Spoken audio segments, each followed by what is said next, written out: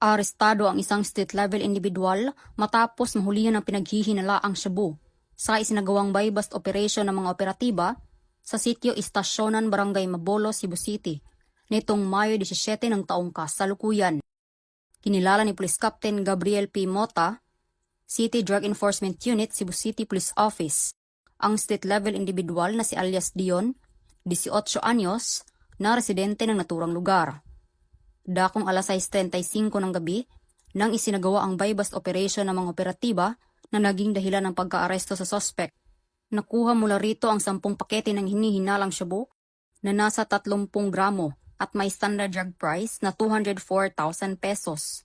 Bukod sa droga, nakuha din mula sa operasyon ng isang coin purse at buy-bust money. Mahaharap ang suspect sa kasong paglabag sa Section 5 at 11 ng RA 9165 ang Comprehensive Dangerous Drugs Act of 2002. Kaakibat ng layunin ng Philippine National Police sa ilalim ng programang Bagong PNP para sa Bagong Pilipinas, serbisyong mabilis, tapat at nararamdaman. Magpapatuloy ang mas pinaigting at tuloy-tuloy na anti-illegal drug operations sa buong Central Visayas upang ganap na masugpo ang pagkalat at operasyon ng iligal na droga sa mga komunidad. Mula dito sa Central Visayas, ako inyong Police News Network Correspondent, Patrolwoman Flora May Asares, alagad ng batas, tagataguyod ng Balitang Pulis.